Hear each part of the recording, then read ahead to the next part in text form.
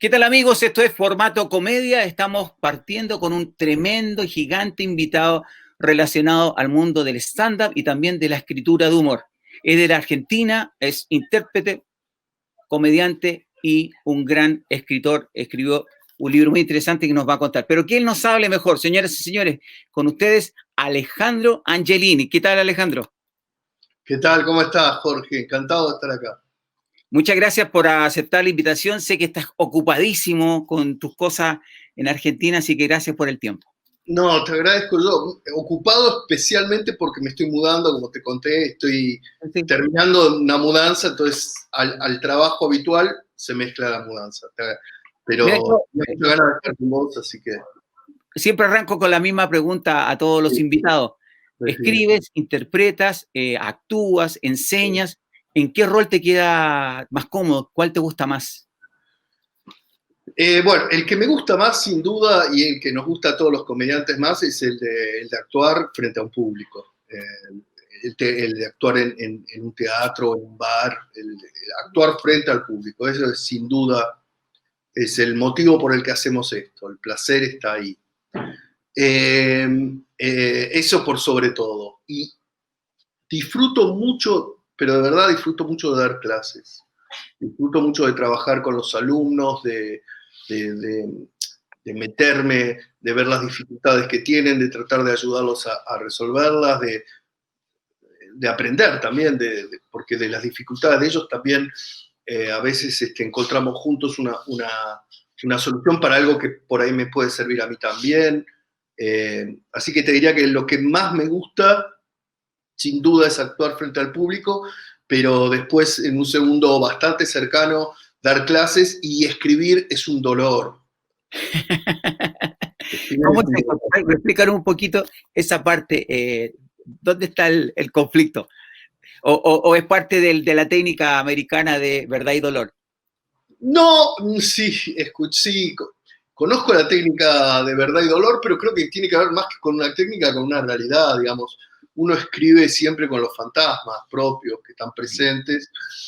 Yo inclusive en mis clases hablo de cómo enfrentar el proceso creativo, y lo que hay que entender siempre frente a cualquier proceso creativo es que lo primero que aparece son los fantasmas propios, ¿no? En mayor o menor medida, los primeros visitantes no son las musas inspiradoras o las ideas, normalmente son los fantasmas. Y bueno, uno tiene que aprender a no escuchar, a dejar pasar, a relajarse, a confiar con el tiempo, con el oficio. Ese periodo de sufrimiento dura menos, digamos, ¿no?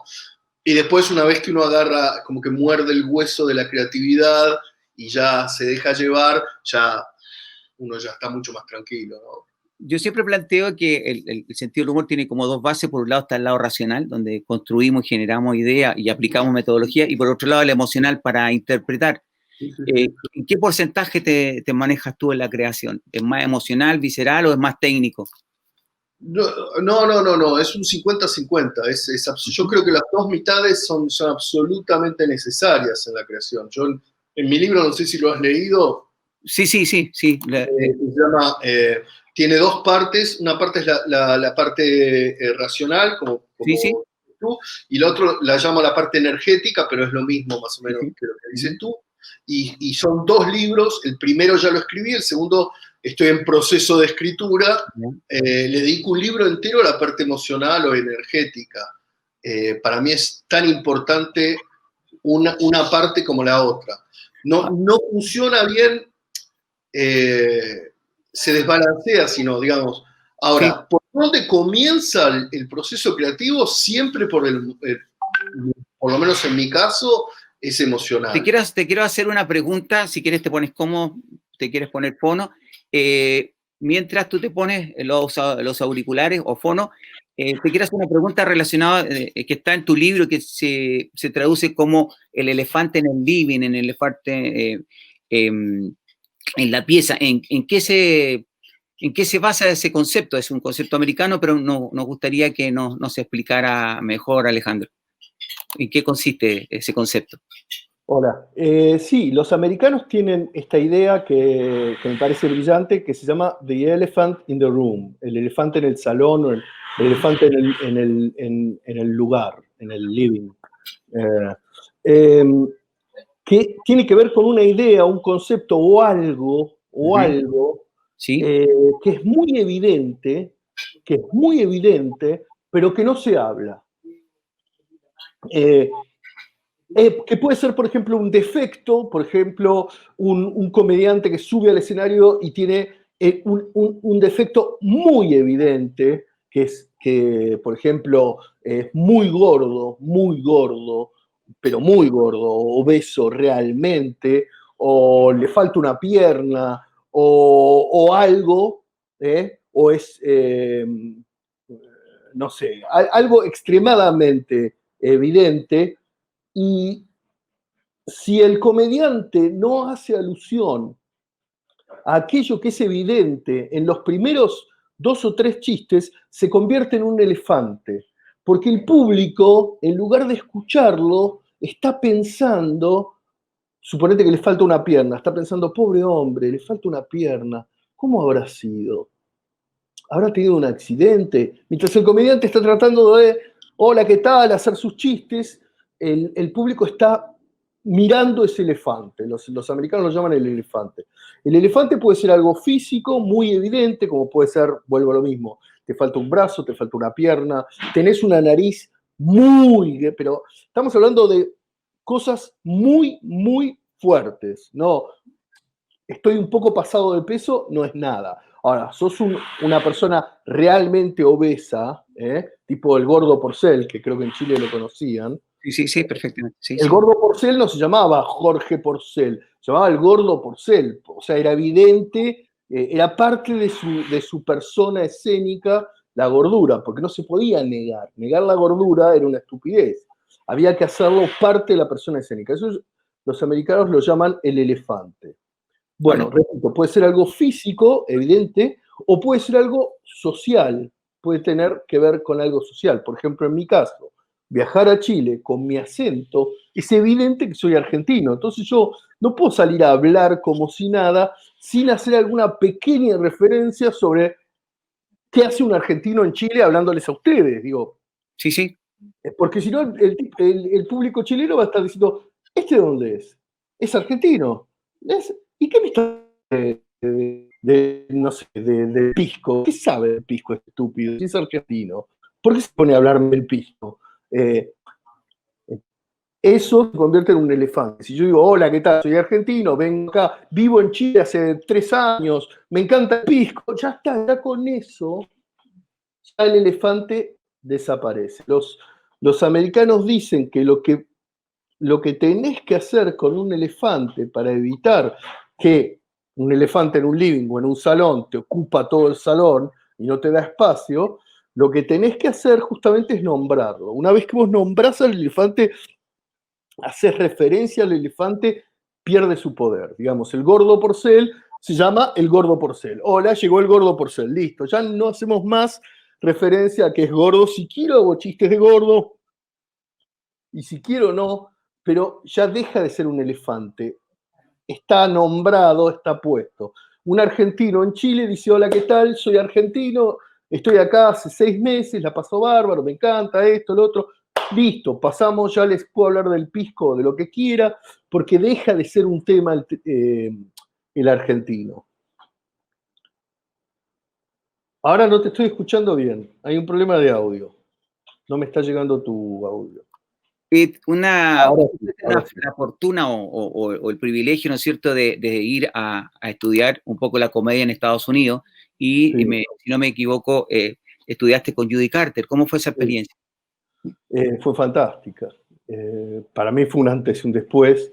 Yo vengo de una formación en el Conservatorio Nacional de Arte Dramático en Argentina, es una formación muy, muy tradicional de teatro, y había hecho innumerables cursos, pero en Argentina no existía el estándar. Cuando hice el stand-up, me junté con otros amigos que querían hacer stand-up, Diego Weinstein, por ejemplo, y no había forma de de estudiar stand-up en Argentina, o no existía directamente. Entonces estudiábamos con los libros de Judy Carter, que es una maestra muy conocida en Estados Unidos, con mucho reconocimiento. No alcanzaba con los libros, así que yo era soltero, en esa época era joven, soltero, y dije, bueno, listo, me voy a estudiar con Judy. Me tomé un avión y me fui a estudiar con ella. Y la verdad que fue fantástico, porque la rigurosidad, no solo que Judy es una maestra increíble, pero la rigurosidad con la que se toman el stand-up comedy en Estados Unidos, que es una profesión y es una industria que mueve billones de dólares en Estados Unidos, es increíble.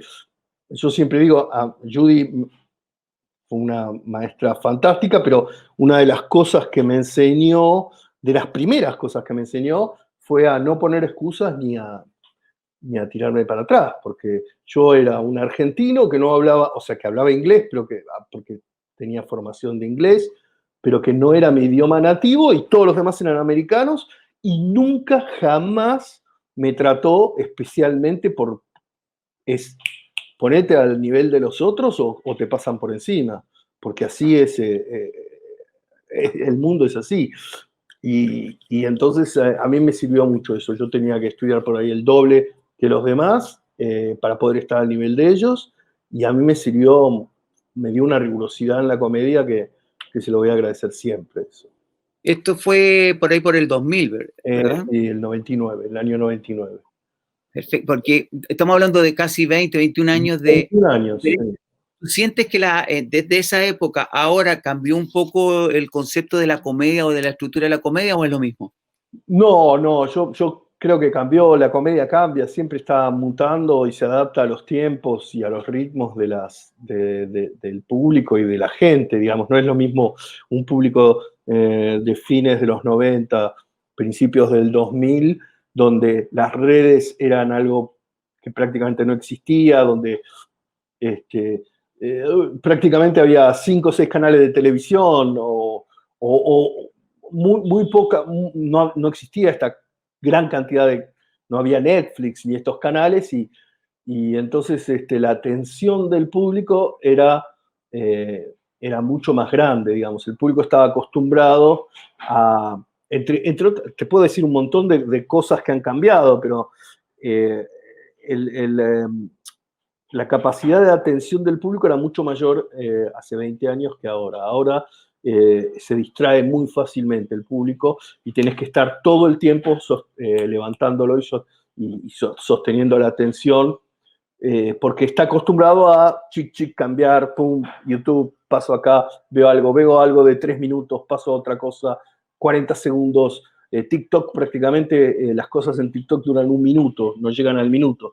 Digo, a mí Judy Carter me enseñó, para que te des una idea, que en 1 minuto tenía que haber por lo menos 3 risas. Sí. En 1 minuto tenía que haber 3 risas. O sea, vos tenías tu material, tenía que tener 3 remates por minuto, mínimo. Ahora me parece poco a mí. Claro, lo que pasa también, que te lo quiero hacer como consulta, hace 20, 21 años atrás, el odioso era el comediante, el que estaba arriba del escenario, ¿verdad? Y era un público más pasivo. Hoy el público es el odioso. El público es el que se ofende. ¿Qué opinas de eso? En Estados Unidos el público siempre fue muy activo. Hay una palabra que se llama heckler en Estados Unidos que define al público que le habla al comediante. Digo, siempre fue, el público de stand-up siempre fue activo. Lo que pasa es que al principio del stand-up en Latinoamérica, como el público estaba entrenado en el teatro y no en el stand-up, el público tenía una actitud más pasiva porque tenían una actitud como casi teatral. Y el stand-up no es teatral, no tiene nada que ver con el teatro. Y entonces el público se fue despertando y se fue convirtiendo en un público real, que es un público de stand-up, que es un público activo. Pero en Estados Unidos, 20 años atrás, el público era tan activo como ahora. En eso no cambió. ¿Cómo tú haces la combinación entre un poco la adaptación del humor latinoamericano mezclándolo con la técnica americana? ¿Tú sientes que hay una diferencia o es lo mismo? No. La técnica es la técnica para el humor. digo, si no, no podrías ver una película americana y reírte. Digo, la técnica del humor es la misma. Lo que cambia son los públicos y lo que cambia es la estructura, por ahí el delivery, lo que los americanos llaman el delivery. La entrega de la La información, sí. entrega del material cuando estás en el escenario, pero el material, la estructura del material es prácticamente la misma. Por ahí el americano, por una cuestión de gustos, pero no por una cuestión de lenguaje, ¿eh? El americano disfruta más los one-liners que el latinoamericano. El latino le gusta ver las escenas, le gusta lo que nosotros llamamos los act-outs, que es como cuando hacemos algo y Sí, mostramos contar una historia, digamos, actuación. de escribir Claro. historias. Un Le poco, gusta un sí. poco más que vos le muestres imágenes y el americano disfruta mucho la cosa más del one-liner. Pero eso tiene que ver con algo cultural más que de lenguaje. Una Digamos. consulta. ¿Cuándo tú dices, tengo que escribir un libro? Tengo que entregar esta información a más gente. Y porque y esto fue a mediados, por ahí por el 2010, ahí es donde empecé a pensar en la idea, porque vos pensás que en esa época no había, qué increíble, porque estamos hablando de 10 años atrás, pero 10 años atrás no había redes o esta fuerza de las redes. Yo estoy Sí. hablando con vos en Chile y ahora en este momento me está viendo gente en Chile y en toda Latinoamérica seguramente, y entonces pues, mis conceptos pueden llegarle a la gente. De hecho, cuando yo doy cursos ahora, que doy cursos online, he tenido alumnos de Chile, de España, de Estados Unidos, de varios lugares del mundo, Sí, pero sí. en el 2010 era imposible. Entonces yo sentía que estaba muy como atrapado en mi realidad. Y entonces la forma de llegarle a la gente, de llegar a lugares donde de otra forma no sentía que podía llegar era con un libro. Y no me equivoqué, porque la verdad que fue fantástico. El libro lo subí a Amazon, está en Amazon y ¿cómo se llama? En iBooks, en Apple, y lo compran en todo el mundo. Y eso es algo fantástico. Ahora por ahí la necesidad del libro es menor porque, como te digo, en esta charla, en este momento estamos hablando Chile, Argentina, Latinoamérica, pero la idea fue llegarle a la mayor cantidad de gente posible. La gente te compra el libro. Acá en Chile, la mayoría de la gente que hace stand-up tiene tu libro. Digamos, hay una influencia ya de tu mirada. Bueno, me alegro. ¿Dónde está tu influencia? Digamos, ¿está en lo de Judy Carter, o solamente empírico? ¿Dónde se basa No, yo tengo una fuerte influencia de la comedia americana porque me formé ahí, me formé con Judy y me formé además, yo estuve viviendo un año, estuve viviendo bastante tiempo en Estados Unidos antes de estudiar stand-up, pero haciendo otras cosas. Yo viví 2 años en Estados Unidos antes de esto, al principio de los 90. Pero después estuve un año viviendo, estudiando stand-up y yendo a ver stand-up y trabajando en Estados Unidos en clubes de comedia. Yo me formé en los clubes de comedia americanos y en el circuito americano. Después volví porque sentí la necesidad de transmitir lo que había aprendido en Argentina porque no existía el stand-up en Argentina. Volví en el 2000, a fines del 2000, sí, en octubre del 2000, por ahí, a fines del 2000 volví. Y ahí armamos un grupo y empezamos a armar el stand-up en Argentina. Pero mi formación primalmente tiene que ver con el stand-up americano y después con todos mis compañeros son 20 años de hacer stand-up en la Argentina y Latinoamérica y en España. Yo trabajé mucho en España, gracias a Dios. Trabajé muchos años en España. Fui y todos los años iba a hacer giras por España y hice varios programas y especiales de televisión en España. Así que también siento que me formó el stand-up español. De hecho, con Diego Weinstein, que fue el primero en viajar a España, cuando empezamos a empujar el stand-up en Argentina, una de las cosas que imitamos fue la forma en que el stand-up había crecido en España, los circuitos de bares, porque la forma americana no se podía traducir a Latinoamérica porque la industria americana era muy fuerte y era una estructura basada en lo que sería como un McDonald's, como el franchising, como una estructura de franchising. Eso es lo que mueve la industria americana. Son varias cadenas de clubes de comedia que están en todo el país. Por ejemplo, el Comedy Store, el Hollywood el Improv, la Factory, Carolines, bueno, que hay en varios lugares de Estados Unidos. Es un franchising, ¿no? En cambio, el modelo español nos parecía a Diego y a mí mucho más traducible en Latinoamérica porque es un sistema donde se autogestiona los bares en unión con los comediantes y entonces son espacios en bares que los comediantes manejan. Por ejemplo, los jueves un bar se convierte en club de comedia y lo maneja un comediante y ese comediante programa ese bar y cada comediante tiene 5, 6, 7 bares que programa y por ejemplo los jueves en un bar, los martes en otro y así, y es mucho más democrático y es mucho más de autogestión.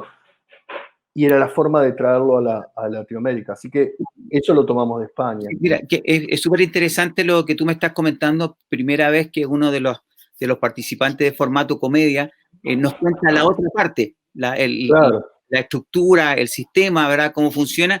Y debido, digamos, a que tú tienes la experiencia, digamos, real, física, de haber vivido eso y no desde un libro, digamos, ¿no es cierto?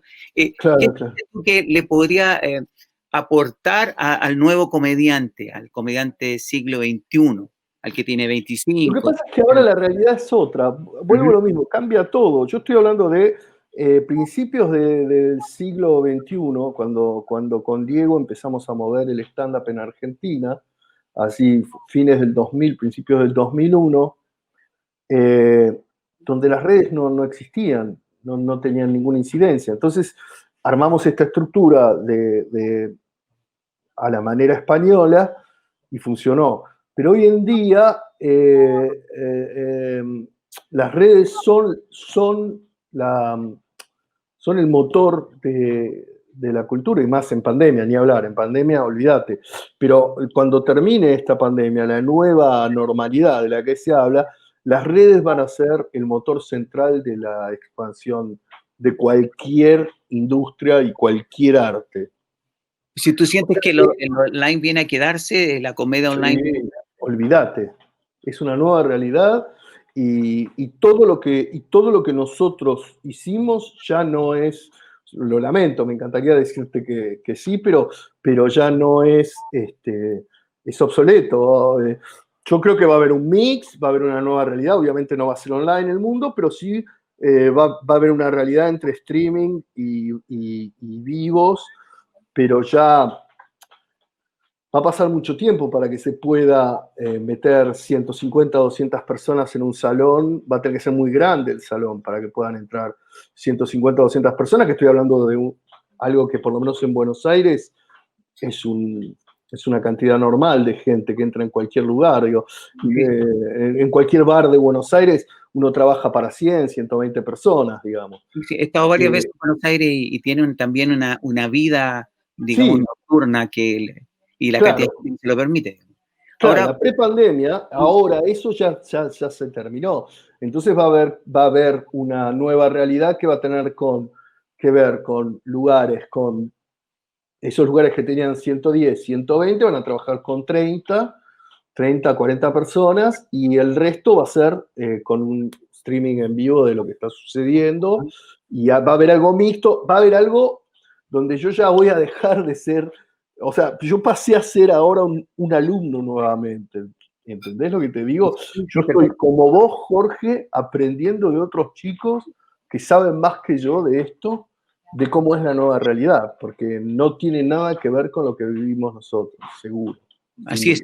Mira, lo importante es, como dices tú, ir combinando ciertas cosas, ciertas técnicas. Precisamente este programa, su fin es ese, el poder traspasar información de personas con más experiencia, porque al final la diferencia entre un chico joven y a lo mejor un adulto es que la creatividad tiene experiencia.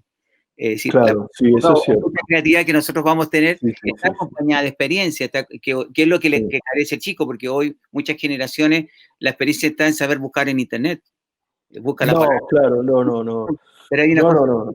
que no, No, hay una unión, va a haber una unión entre lo nuevo y lo que estaba, pero si vos me preguntás, porque me dijiste para el comediante del siglo XXI, sí, no tengo la respuesta, te digo la verdad, Jorge. sí. Estoy aprendiendo igual que vos y tratando de entender cómo va a ser este nuevo mundo, ¿viste? No Alejandro, no lo cosa conozco. que no pertenece al nuevo mundo, sino que a lo mejor a los nuevos propósitos, o a lo mejor hoy son más evidentes, que es el tema de la inclusión, el tema de género. ¿Cómo tú lo trabajas en tus historias, en tu material? ¿Cómo lo tomas? ¿Cómo lo tocas? Mira, el otro día estaba hablando de ese tema. Hay una realidad que es que me siento absolutamente comprometido o del lado de esta nueva, de esta nueva visión de los géneros, digamos. Creo que estoy a favor de esta vida sin atar a la gente, sin etiquetar a la gente. Pero tengo 55 años y lo que tengo es una buena voluntad en un punto. Entonces yo no puedo convertirme en un profeta o adalid o ni siquiera en un mensajero de esta nueva normalidad. No la podría manejar. Lo que puedo hacer es tratar de revisar mi material y darme cuenta si estoy afectando a alguien. No como censura, porque de ninguna manera, pero sí si estoy lastimando a alguien que de otra manera no me hubiera dado cuenta, porque hacer chistes, yo hago chistes con todo, a mí no me importa nada. Yo soy creyente, profundamente creyente, y tengo un material enorme sobre chistes sobre Jesús, sobre Dios, sobre la religión, y son los chistes que más me gusta hacer. Y soy profundamente creyente. Y no voy a dejar de hacer chistes con nada, pero sí voy a tener cuidado con que lo que antes me parecía menor, tal vez ahora puede ser, insultante o lastimar a alguien. Dañino, en el fondo. Mira, los americanos tienen vuelvo a los americanos,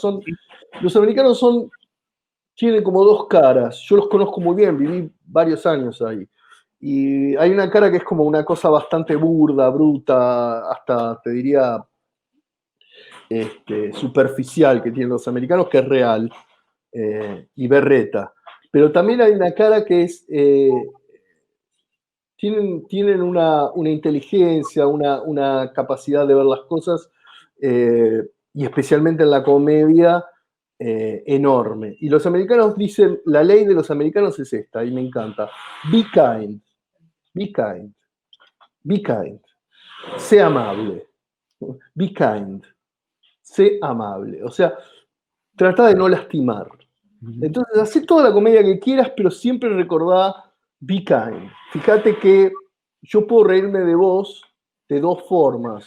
Me puedo reír de vos y vos te reís y te puedo pinchar y te reís, pero también puedo lastimarte. Entonces, fíjate cuando te pasás de lado y estás dejando de ser kind y estás lastimando. Entonces, ese es lo que trato de hacer, nada más. Fíjate Pero que no, de ninguna manera puedo ponerme a hacer un material de aliado de las nuevas, de los nuevos tiempos, ni nada. Tengo 55 años, es ridículo y sería una mentira absurda, ¿no?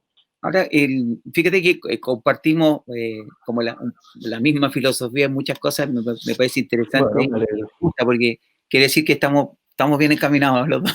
Yo estoy bien encaminado. Ojalá, ojalá. Hay una cosa que, volviendo a este tema, siempre hay ciertos mitos en la comedia, en el stand-up. Está, por ejemplo, ¿qué es la verdad? ¿Verdad? Tienes que decir la verdad por un lado. Y la otra cosa es los límites de la comedia. Lo digo un ¿Cómo? poco, los límites de la comedia, lo digo Los un poco, límites de la comedia, sí, sí, sí. pero por lo que tú me estás planteando al principio, y por eso, Yo creo que el único límite que hay es cuando uno deja de ser kind y se pone a lastimar al otro. Yo creo que el único límite, yo no tengo límites ni en la temática, ni en los temas, ni en nada de lo que digo, salvo cuando siento que eso puede lastimar. Pero yo, porque tengo 55 y a esta altura creo que no, no vale la pena hacer daño. El mundo ya hace suficiente daño como para que le agreguemos más. Por ejemplo, para mí el humor es 360 y hay una tendencia, ¿no es cierto?, de que ojalá tú tomes o creas o generes desde el dolor, desde el odio, desde lo que te afecta, de lo que no te gusta. Y de una otra manera es como estar tocando siempre el mismo tango, ¿verdad? Es como una melodía tristona. Cuando se puede hacer humor de todo, no necesito odiar algo para hacer reír, ¿verdad? Sí, No. tener a lo mejor antagonismo, tiene que tener adversidad, tiene que tener conflicto como para producir, ¿no es cierto?, el alfa beta. Pero No, tampoco eso. Eso también a veces es muy fácil. A veces eso es muy fácil. Es mucho más fácil generar humor desde el antagonismo, por supuesto. Pero yo conozco grandes comediantes que no lo hacen. Por ejemplo, Luis Piedrahita, un comediante español, nunca, no tiene un solo material que sea antagónico con nada. Es un material absolutamente blanco, maravilloso, perfecto. No, él es muy Búsquenlo. bueno y muy ¿Conoces inteligente. a Luis Piedrahita? Perfectamente, muy ingenioso. Él dice de Nunca necesitó. si cae un fruto seco al agua, sigue siendo fruto seco, digamos. Es buenísimo. No, Él es muy bueno. hay un chiste que me encanta que es los esquimales que viven en el polo. Digo, en algún momento, hace muchos miles de años, hubo un pueblo que llegó hasta el polo y dijo, acá. Es buenísimo. No, es que ahí entramos a un comediante muy inteligente, muy ingenioso. Está bien, pero lo que quiero decir es, no hay que caer en máximas mentiras. No Sí, sí. necesita hacer humor, hacer antagonismo. No es. Es fácil, sí. Es más fácil, sí. Puedo dar más comediantes que no usan eso. No. Te puedo decir otro, un americano, un inglés que es un genio, dos genios te hablo. Eddie Izzard. Eddie Izzard es un genio, nunca lo vi hacer un material negativo. Nunca. Búsquenlo, Eddie Izzard. Sí, sí. Ahora, tú has visitado varios países, has podido dar clases, me comentabas que estuviste en España y todo. ¿Dónde fue el público donde tú te sentiste más, que llegaste mejor o que fue mejor recibida tu comedia? Yo, gracias a Dios, gracias a la vida, he tenido grandes experiencias en todo el mundo, por suerte. He tenido grandes experiencias en España, de las que no me voy a olvidar nunca, en Estados Unidos, que son muy fuertes porque el hecho de que te aplauda el público americano es algo muy fuerte, porque es donde nació esto que a mí me gusta, el stand-up. En Uruguay, en un montón de lugares, y siempre, por Dios, gracias a Dios, he tenido grandes experiencias. Pero no puedo evitar ser argentino, y entonces me siento muy cómodo, obviamente, con el público argentino, porque no fácil, no es fácil para nada, pero sin embargo lo llevo adentro. Pero por suerte, no, yo me he sentido muy cómodo en todo el mundo, y más que públicos, lo que tengo en la cabeza, lo que tengo son actuaciones, son actos, ¿no? Y me acuerdo, por ejemplo, una actuación que hice en el Hollywood Improv en Los Ángeles, que fue fantástica, y el público americano aplaudiendo es algo que no me pone la piel de gallina. Y me acuerdo de una actuación en España, el día antes, en mi primer viaje a España, la primera vez que viajé a España, allá por el 2003, hace 17 años, mi primera actuación en España fue un fracaso, fue horrible, pero realmente horrible. Entonces ese viaje, que fueron 4 meses, donde la primera actuación fue la peor actuación de mi vida, a ese nivel, la peor actuación. Ya estábamos cerca del 2004, yo ya llevaba 4 años de esto, y hay una trampa en el stand-up que no sé si lo has visto con tus colegas o con tus alumnos, que es que alrededor del cuarto o quinto año uno se siente que ya sabe esto, ¿no? Hay una trampa feroz, porque en unos 2, 3 años uno se da cuenta que está aprendiendo, pero a Cuando partir el del ego se hace comediante. tercero, ¿eh? Cuando el ego se empieza a hacer comediante. Claro, a partir del tercero está la trampa de yo ya esto lo sé, porque empieza a irte bien, más o menos repetidamente. Y es una trampa mortal, es una mentira absoluta. Yo tengo 20 años de esto y estoy tratando de entenderlo ahora, digamos. Pero yo llegué a España convencido de que sabía de lo que hablaba. Y cuando me enfrenté al público español, que era un público absolutamente nuevo, nada, porque fue un desastre, una cosa horrible, y fueron 4 meses, y mi mejor actuación fue la última actuación antes de volverme a Buenos Aires. Fue en un disco en España, que además eran a más de 1000 personas, porque era una de esas discos gigantes con 3 pisos, el escenario estaba en el centro y había para arriba, entonces era No, una masa de gente enorme. locales gigantes, yo viví en Madrid un año, así que ahí hay locales gigantes como para Y hacer yo en Madrid he trabajado para 1000 personas, pero como si fuera cómodamente. Sí. cómodamente. Y, y entonces, y me fue muy bien. Y entonces esa actuación es como que te queda, esa de España, del Hollywood Impro, en Uruguay también. Normalmente tiene que ver con que los públicos nuevos uno tarda en entenderlos, ¿no? Y uno tarda en entrar y en tomar la energía. Como te decía, el delivery es totalmente distinto. Ahora hay basado en lo que tú me cuentas y uniendo un poco información, tú hablas hoy, yo tengo 50 y tantos años, ¿verdad? Es decir, parte hace más de 20. El físico va cambiando, los intereses Claro, van cambiando, claro, la mirada de la vida va cambiando. claro. Y a veces la gente joven cree que va a ser eternamente joven, porque piensan que son una No, raza, ¿verdad? Como que, no, que nacieron desgraciadamente no. jóvenes. ¿En qué proceso, desde el punto de vista emocional, empieza a cambiar tu comedia, tu mirada? Bueno, al principio, pero es que es lógico, voy a decir cosas que son bastante tontas, pero al principio tu material tiene que ver con el sexo, tiene que ver con las mujeres, tiene que ver con tu vida, que tu vida tiene que ver con el sexo y las mujeres, obviamente. Y bueno, y cosas así, no sé, el viajar en medios de transporte, los medios de transporte, todo lo que tiene que ver con tu realidad, y ahora aparecen temas mucho más pesados que por ahí son por lo menos más interesantes para mí, como la muerte, el divorcio, los hijos, la vida, ¿viste? Es más, llamémoslo trascendente, no sé si lo son o no, pero es lógico, tiene que ver con que los intereses de un pibe de 25 o 30 años son el sexo y el alcohol y las drogas y pasarla bien. Entonces la temática va a tener que ver con eso. Y a los 50 y pico tiene que ver con la trascendencia, la familia, la muerte, la enfermedad, el qué somos, a dónde vamos, toda esa... ¿Tú cómo defines tu estilo de comedia? ¿Un humor de reflexión? ¿Un humor de juego? Es re difícil eso. Pedirle a uno que se defina es como lo más difícil, ¿viste? ¿Cómo me defino? ¿Qué sé yo? No sé. Porque, por También ejemplo, hablamos del no dañar, por ejemplo. el no ¿Verdad? dañar ahora, pero Ahora, por porque ejemplo, hace a mí 20, me 20 decían años atrás, ácido. el no Cuando yo dañar. era joven, me decían ácido nítrico. Mis amigos, mis compañeros, ahí viene ácido nítrico. Y a mí me gustaba mucho, viste, lastimar. No lastimar, pero era Quiebra la cabeza. era políticamente incorrecto, me gustaba. Con el tiempo, con la edad, uno se vuelve más amable, creo, espero, y trata de entender eso. Eh, ¿Cuál es mi estilo? Sin duda tengo un estilo más cercano a lo teatral, digamos, en un punto.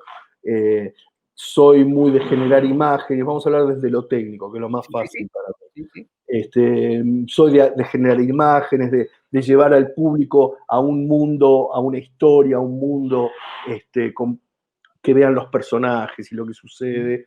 Y aunque tengo algunos chistes así de padre, one-liners o de pum pum, Sí, sí.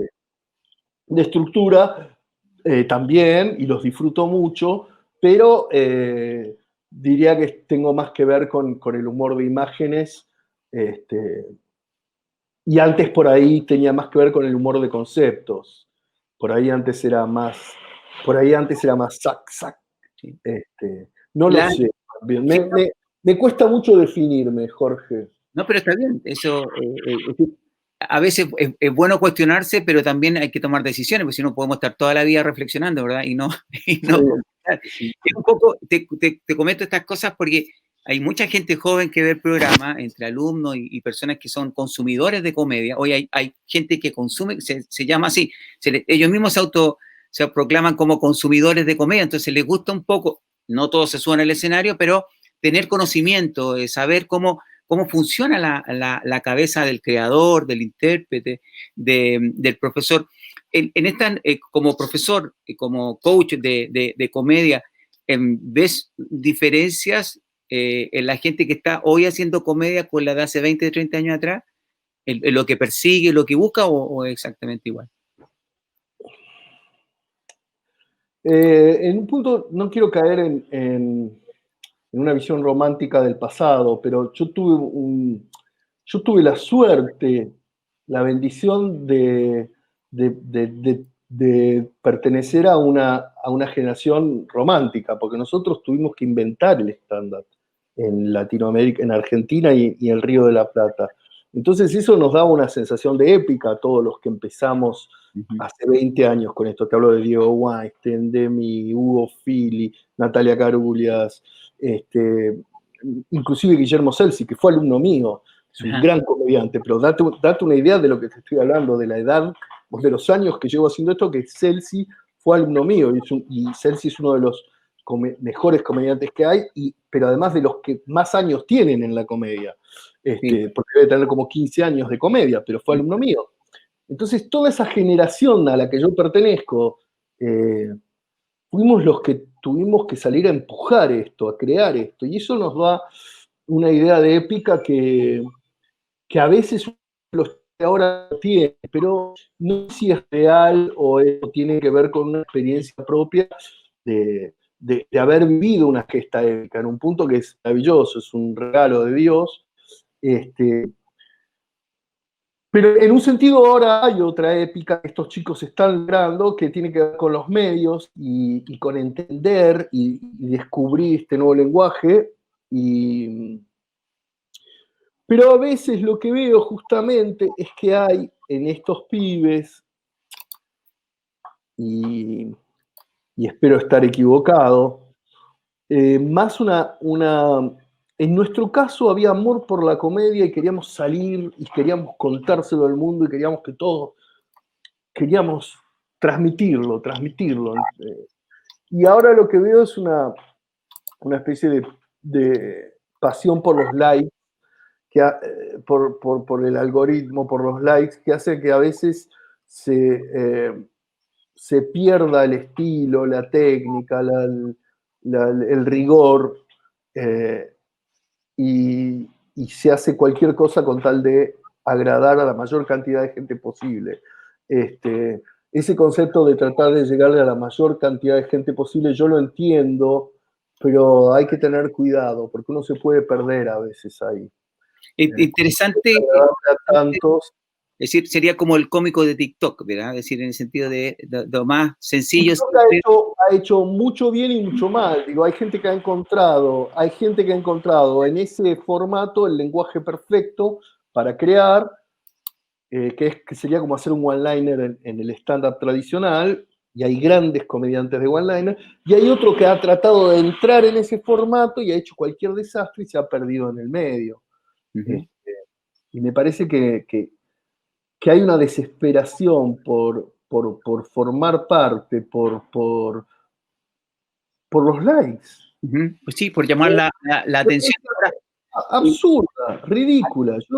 Yo tengo el honor y el orgullo de tener un programa como el tuyo, ¿no? Así que lo hice también online, que es Vivo de Noche, se llama, donde hago entrevistas a comediantes también, igual que vos, y a colegas para hablar de comedia. y llevo ya 20 entrevistas, y lo disfruto muchísimo, porque lo hago de verdad, pero no estoy buscando el like o cambiando el formato para llegarle a los jóvenes, ¿entendés? Entonces haciéndolo, suponete, no sé, afuera mientras rapeo o alguna estupidez así.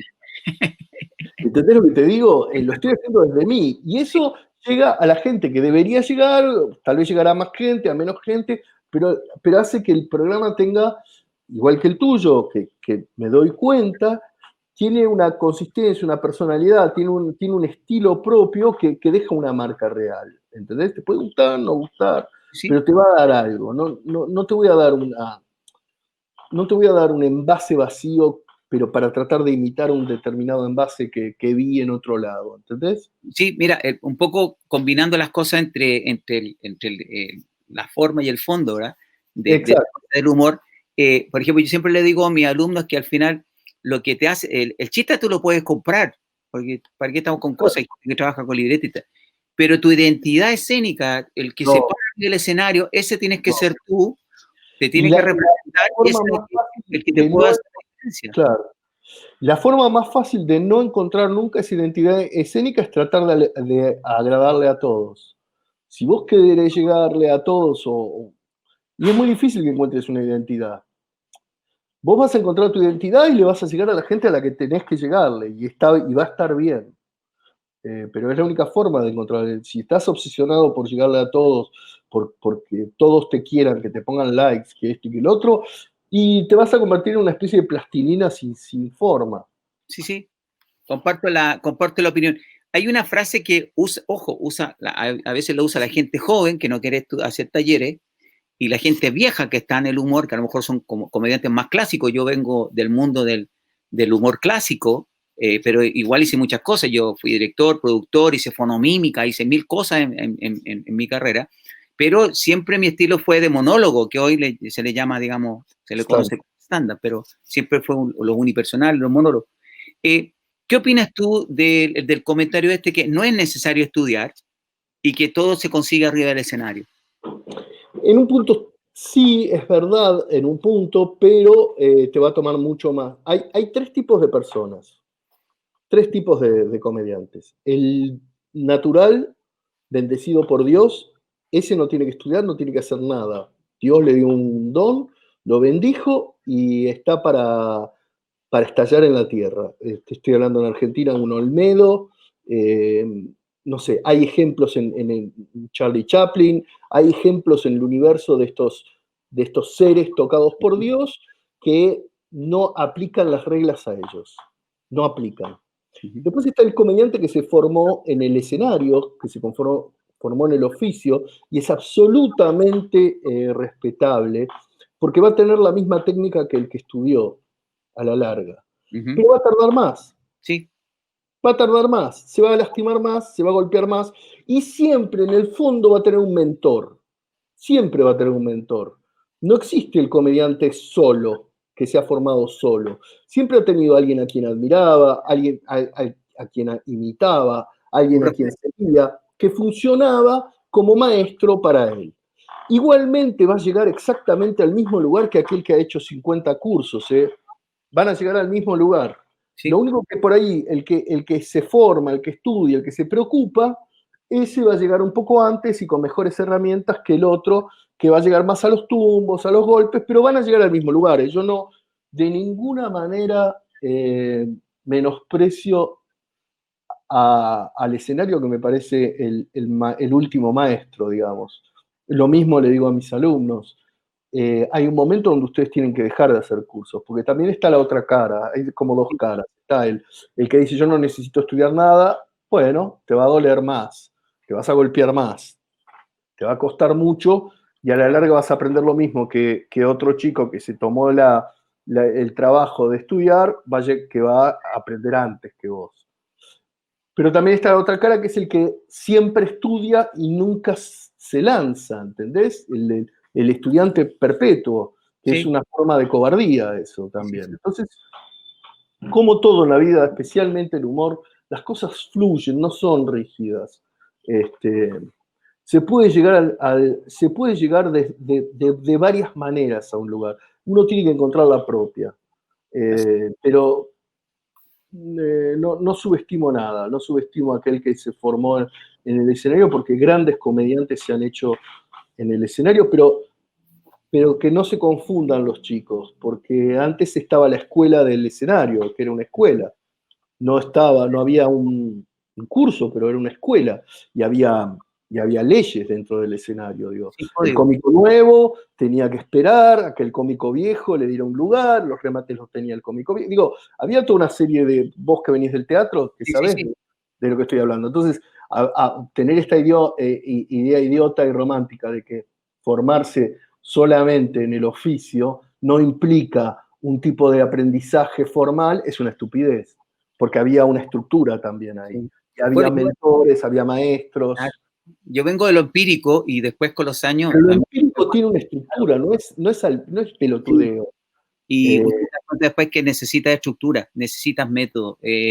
No siempre obvio. vas a tener capacidad de improvisar, ni rapidez mental, ni tampoco tu cabeza 100% a la comedia, porque después la vida te va dando otras responsabilidades, Yo, otras metas, ¿no? gracias a Dios, en los 20 y pico de años que tengo porque yo tengo, si tengo que hablar de mi carrera en el arte, tengo más de casi 40 años de carrera en el arte, porque empecé en el conservatorio de chico, ¿Mm? hice teatro, cine, televisión, digo, pero tengo 20 y pico de stand-up. Y tuve la suerte de conocer todo tipo de cómicos, todo tipo de humoristas, y he conocido a famosos, y he conocido a los que se han formado con academia, llamémoslo con academia, y los que se han formado en la calle, en el escenario.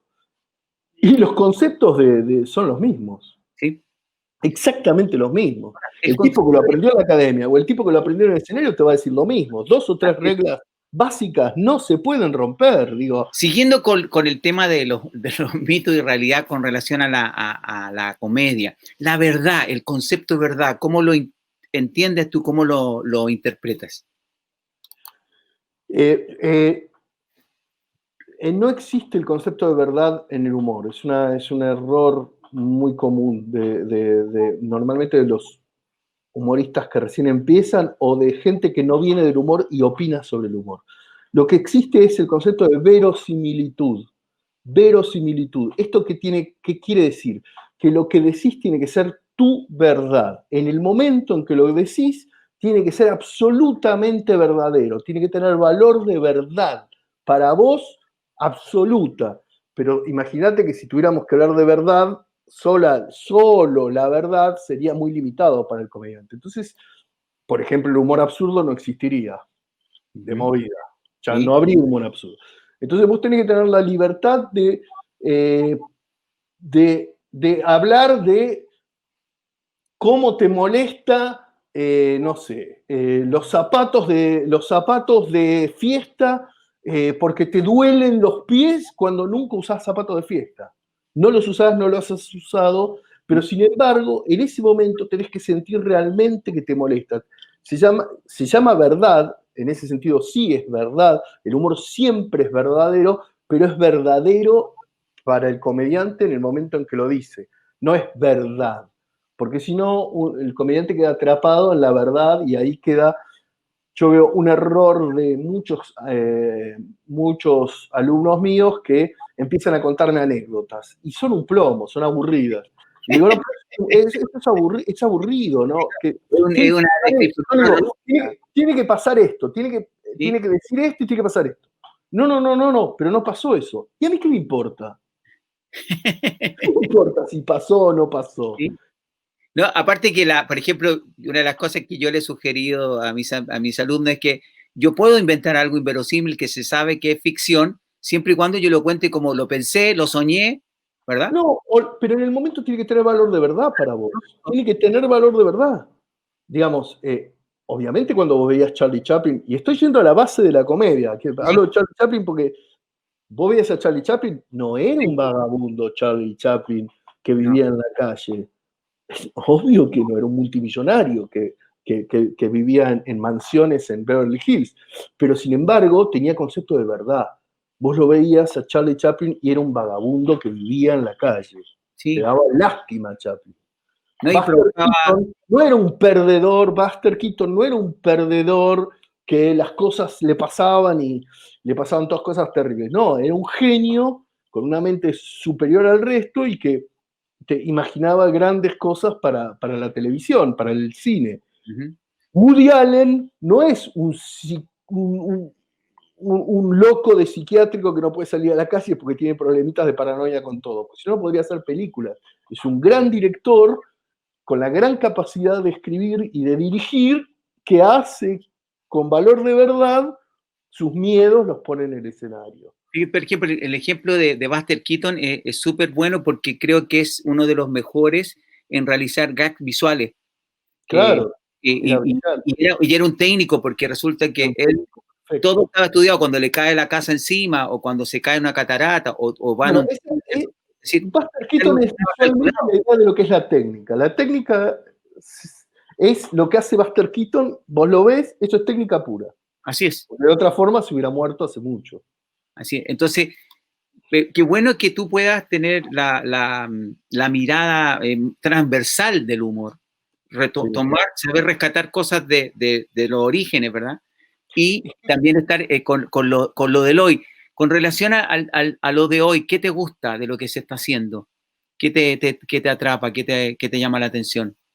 ¿Hay algún comediante, hay algún artista que te llame la atención? Ahora es muy difícil lo que está, porque en pandemia está todo tan difícil. Pero en este momento mi comediante preferido es Dave Chappelle, en cuanto hablo de stand-up, Genial, ¿no? no, lo encuentro genial, lo encuentro genial. Lo he visto en varios Dave especiales de Chappelle Netflix. es un genio para mí que está más allá Espectacular. del bien y del mal. Y como maneja la ironía, cosa que es muy sutil. Por ejemplo, un cierre de chiste lo hace fumándose, llevándose el lápiz, digamos, el cigarrillo electrónico, cuando sale arrancando, ¿verdad? Cuando sabe que se salió de madre, ¿verdad? Entonces, todas esas cosas tiene No, un no, acto es un muy genio. interesante y una manera de... a mí el encuentro genial es cuando él dice que va a contar primero el remate, ¿verdad? Va a hacer el punch y después... Ese es un especial de él, que además es un remate horrible. Dice, y le pegué una patada en la Sí, concha. Ese es sí, el sí, remate, sí. en el de Kant. No Pero sé cómo se dice. logra a través de la historia después justificarlo. Justificarle el remate. No, no, por eso te digo. Si me decís qué es lo más interesante ahora, Dave Chappelle, sin duda, más allá del bien y del mal, Sí. me parece lo más interesante que está pasando. Lo que pasa es que no está pasando mucho, porque tampoco tenés mucho en general en los medios. Digo, por ahí, a mí me pasa algo, en las redes yo no veo nada demasiado nuevo, lo que veo son repeticiones de cosas que veía cuando era chico en los 80s en la televisión, pero hechas con menor calidad de producción, digamos. No veo gran cosa. En Argentina, si tuviera que decir quién me parece que realmente maneja bien las redes, es un argentino que se llama Diego Campa, que inventó un personaje que se llama Dicky del Solar, que me parece brillante. Otra argentina que se llama Connie Ballarini, que es brillante. Una argentina que se llama Natalia Carulias, que maneja muy bien las redes. Un grupo que se llama Furia Stand Up. Y después todo lo demás me parece como una cosa... Leandro Igunet, que me parece también un pibe que... Pero todo lo demás es como una cosa regurgitada de lo que yo ya vi muchas veces en televisión antes, pero con menor valor de producción. Me pasa a mí. Sí, sí, no, está No, bien, no, está no bien. veo grandes... Este año no ha sido una maravilla para la comedia. Ahora, Este año ¿has tenido la oportunidad de hacer algún show online o voy a alguna? hacer uno ahora a fin de mes, que va a ser mi primer show después de 6 meses, porque la verdad es que me da mucho miedo, y voy a hacer uno ahora el 29, el 29 voy a grabar, lo Uh-huh. vamos a grabar en estudio, no sé cuándo va a salir no al aire, al online, Sí, y va a ser una experiencia nueva y no sé, espero que salga bien. Le tengo mucho miedo, te digo la verdad, Jorge. No, sí. vuelvo a lo mismo. Estoy entrando en un nuevo lenguaje, como cuando fui a España por primera vez o cuando fui a Estados Unidos por primera vez. Para mí es entrar en un país nuevo. No sé cómo me va a salir, no debería decir esto Mira, porque no, no no, quiero que está la gente bien, compre el pero show, pero... yo he hecho 2 shows online Sí. y una ¿Cómo de te las fue? técnicas que, bueno, yo vengo del mundo de la televisión, yo soy productor, Sí. director, trabajo como creativo, he hecho 1000 cosas acá, hasta dibujo Está animado, bien, pero no es lo mismo, porque la televisión tiene un valor de pero producción hay muy una cosa que es la superior. ventaja, no le tienes miedo a la cámara, a hablarle a un No, claro. Claro. Y por otro lado, que la sugerencia nomás, tú eres un tipo experto y lo Te sabes, escucho, te escucho, que la te escucho. diferencia está en que la mayoría de la gente que yo vi haciendo stand-up, digamos, hacía stand-up frente al computador, No se puede, me parece. porque no hay ciertos códigos de lenguaje. Entonces era un diálogo íntimo, de amigo, es lo que yo entendí después por la experiencia, conversar a la cámara como si fuera un amigo. Que no, Sí, porque el necesita, stand necesita del otro. Es claro, un medio que claro. no se puede hacer solo, necesita Entonces, del público. al ser un diálogo de amigos, más cercano, inclusive después el otro lo hice a 2 cámaras, entonces dividí la mujer en una cámara y el hombre en otra, entonces con la otra era más tímido. Y lo otro que apliqué, que funcionó muy bien, que me llamaban por teléfono, o de repente, ¿qué pasa? No vas Claro, a sacar a pasear al perro, ya tiran pollo en los pies de tanto que... Después claro. conversamos acá con un amigo. Y nunca existía esa persona al lado, entonces, No, es el buenísimo, actuar con buenísimo. elementos externos hace que la Sí. gente se ría. Es como, por ejemplo, yo le contaba a un compañero de colegio, que hace 30 años que no lo veía, le estaba contando por internet, y le decía que, le contaba todo, pues entonces le decía que salí con la mamá de un compañero, pero fue el mes pasado, así que la señora tiene 84 años, pero en todo caso está bien, ella camina sola, se acuerda de todo, te fijas, entonces empieza a producirse un diálogo como que si el espectador, el que me está viendo por otro lado, es mi amigo, no es un Claro, público, y yo empiezo claro. con un micrófono y disfrazo mi casa No, con es que no sé cómo se. Claro, no se puede, no. porque no te da el ánimo. Claro, Porque, te voy a tener en cuenta. Bueno, está bueno que charlemos después de esto y te cuento cómo fue la experiencia. En principio, a fin de para, mes voy a grabar. no, pero bueno, mira, y primero, para ir redondeando ya, como Sí, digo, la conversación, hay dos preguntas que te quiero realizar. sí, Una que tiene que ver con el espíritu, con el ánimo que tiene que mover a un comediante. Hoy que tú ya estás más reposado, con más experiencia, con éxitos, con fracasos, porque eso le puede servir a mucha gente que de repente está hoy muy triste y muy frustrada por no poder actuar, por no poder presentarse. Y yo, por bueno, ejemplo, pero hice este programa para tener justamente eso, una manera de comunicarme, una claro, manera de permanecer con la gente.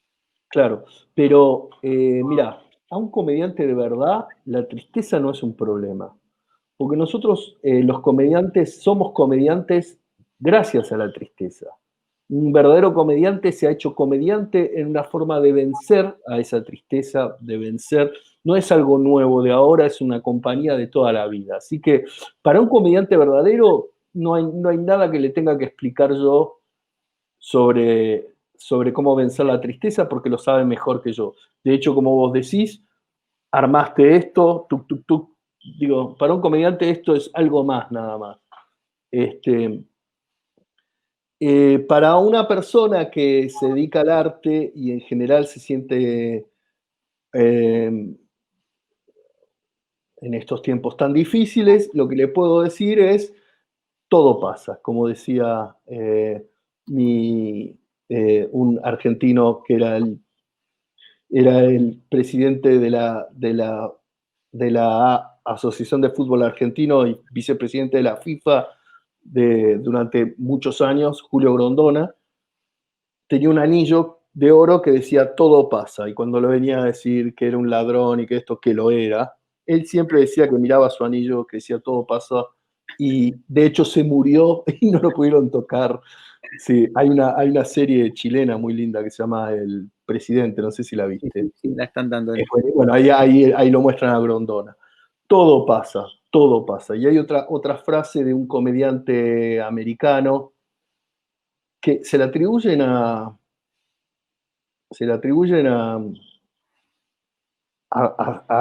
Gautama, a Siddhartha, pero no es de Siddhartha, es de un comediante americano, Ujú. que dice, al final todo está bien.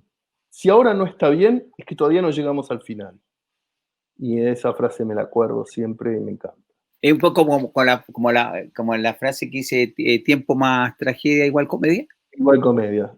Pero es que es lo que te digo, un comediante de verdad sabe que uno de los mejores materiales que hice cuando era joven, cuando empecé mi carrera, el material que me llevó a leer, el primer material explosivo, realmente explosivo mío, que hacía que la gente aplauda y que me llevó a que la gente me conozca, cuando hacía stand-up, era un material sobre las mujeres y sobre cómo me dejaban y todo, y se me ocurrió un día que me estaba dejando una mujer.